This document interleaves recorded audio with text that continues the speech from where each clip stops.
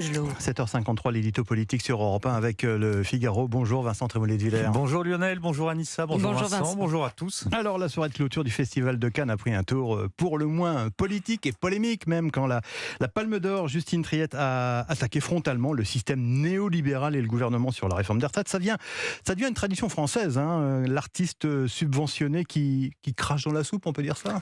Oui, c'est pas spécifiquement français. Disons d'abord qu'il y a une tradition mondiale. C'est l'artiste multimillionnaire qui accuse son public de bousiller la planète avant de monter dans son avion d'affaires ou sur son yacht. On a vu ça à Cannes avec Harrison Ford cette année. Alors à force de les entendre nous faire la leçon, j'ai eu une idée que je propose ce matin. Il s'agirait de créer l'IVC, l'impôt volontaire climat, qu'on pourrait aussi appeler la taxe Marion Cotillard. Le principe est très simple. Toutes ces stars au bilan carbone tellement exemplaire devraient verser une somme proportionnelle à la grandiloquence de leur déclaration. Je pense que ça pourrait remplir assez facilement les caisses. Mais vous avez raison, Dimitri. Il y a une tradition française... Lionel, excusez-moi.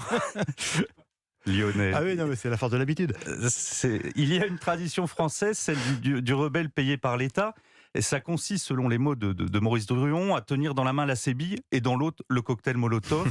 Ça autorise à s'affranchir de la politesse la plus élémentaire en insultant ceux qui vous financent. Philippe Muret appelait ça les rebellocrates. On peut aussi appeler ça l'exception culturelle française ou le gauchisme remboursé par la Sécu. L'un ou l'autre veulent souvent dire la même chose. N'empêche que cela a provoqué des réactions en chaîne, notamment celle de la ministre de la Culture, Rima Abdul Malak. Oui, mais Lionel, la ministre de la Culture s'est trouvée prise à son propre piège. Elle, qui il y a quelques semaines, dans une intervention hallucinante sur une radio publique, s'était interrogée sur la pérennité des fréquences de médias privés, dont Europe 1, avait été déjà l'objet d'une attaque aux Molières. Au Festival de Cannes, elle a été englobée dans le schéma de domination décrit par Justine Triet. Et la ministre a répondu en qualifiant d'extrême gauche le discours de la Palme d'Or. On attend donc le procès en illibéralisme de la ministre de la Culture. Mais rassurez-vous, il viendra, c'est mécanique. On connaît la fin de l'histoire du censeur censuré. Rassurez-moi Vincent, vous n'êtes tout de même pas favorable à une privatisation de la culture. Alors certainement pas. Le cinéma, c'est comme l'audiovisuel public. Il y a des créations exceptionnelles qui seraient beaucoup plus difficiles à réaliser si elles n'étaient pas subventionnées par l'État.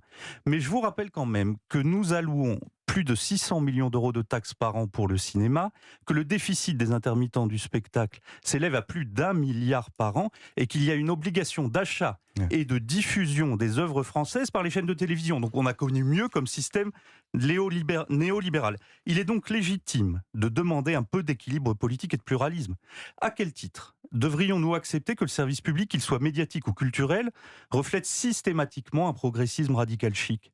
Où est-il écrit que la culture épouse forcément l'évidence de gauche ? Et pourquoi les autres courants de pensée sont-ils condamnés à ramasser les miettes ? Je rappelle que cet argent, c'est celui de l'impôt, c'est donc le nôtre. Jean Anouilh, l'auteur d'Antigone, disait que De Gaulle avait laissé la culture à la gauche comme un os à ronger. Alors je ne sais pas si c'est de la faute de Gaulle, mais il est indéniable que la gauche s'est emparée du pouvoir culturel et qu'elle crie au fascisme dès que cette domination est contestée. L'objectif pourtant, ce n'est pas de droitiser la culture, c'est-à-dire de reproduire à l'inverse la même erreur. L'objectif, c'est de libérer la culture de l'emprise idéologique. Et je vais prendre un exemple très récent. Le beau film Jeanne du Barry de Maïwenn. C'est une réflexion intemporelle sur l'amour, le pouvoir et la comédie sociale. C'est du cinéma sur la politique, mais ce n'est pas du cinéma politique. Et le public a l'air d'apprécier puisque c'est un succès en salle. En revanche, le cinéma idéologique fait de moins en moins recettes, comme si les spectateurs avaient décidé d'appliquer au film trop militant le célèbre slogan d'Adèle Haenel, « On se lève et on se casse ». Merci Vincent Trémollet de Villers. À la une du Figaro, votre journal ce matin, le retour en grâce justement du cinéma, puisque la fréquentation des salles est en forte hausse malgré la concurrence des plateformes. Il est 7h57.